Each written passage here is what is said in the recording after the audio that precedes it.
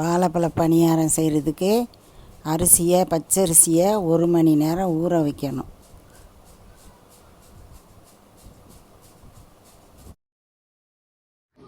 பச்சரிசியை ஊற வச்சு மிக்சியில் கொஞ்சம் அரைச்சிட்டு அதோட கொஞ்சம் ரவை கொஞ்சம் போட்டு அரைக்கணும். தண்ணியில் 2 நிமிஷம் ஊற வச்சு, ரொம்ப நேரம் ஊற வைக்கக்கூடாது, 2 நிமிஷம் ஊற வச்சா போட்டு ரெண்டையும் ஒன்றா இப்போ தேங்காய் கொஞ்சம் அரைச்சிக்கிடணும். அரிசியையும் ரவையும் அரைச்சாச்சு.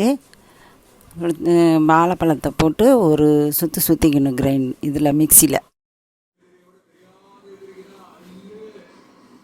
வாழைப்பழத்தை மிக்சியில் போட்டு அரைச்சிக்கிடணும். அரைச்சிட்டு பச்சரிசி ஊற வச்சு அரைச்சது, ரவை ரெண்டையும் போட்டு ஒன்றா போட்டு மிக்சியில் போட்டு அரைச்சிக்கிடணும்.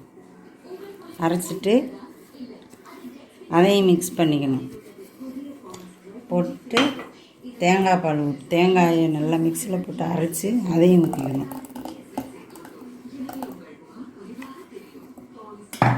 அப்புறம் 2 கிளாஸ் மைதா,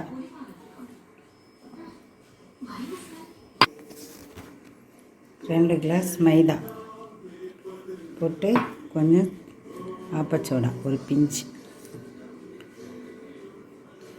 போட்டு கொஞ்சம் உப்பு,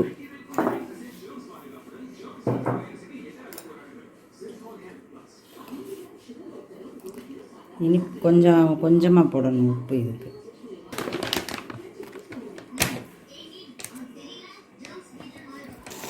கொஞ்சம் வெல்லம் போட்டால் போதும்.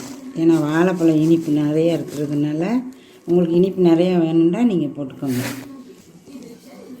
நல்லா மிக்ஸ் பண்ணணும். மிக்ஸ் பண்ணி ஒரு 5 நிமிஷம் வச்சுட்டு அதுக்கப்புறம் பணியாரம் சுடணும்.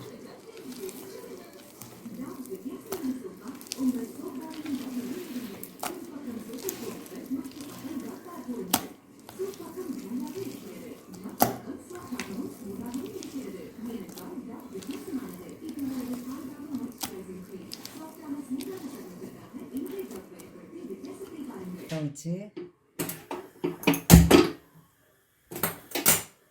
சட்டியை வச்சு எண்ணெய் ஊற்றணும்.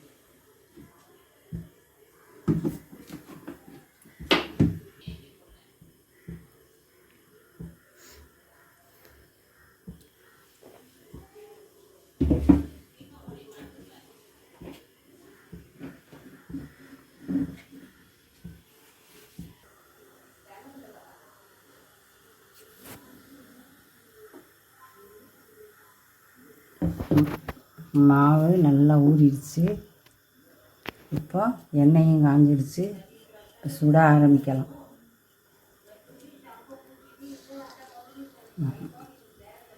சுட பயன்படும்.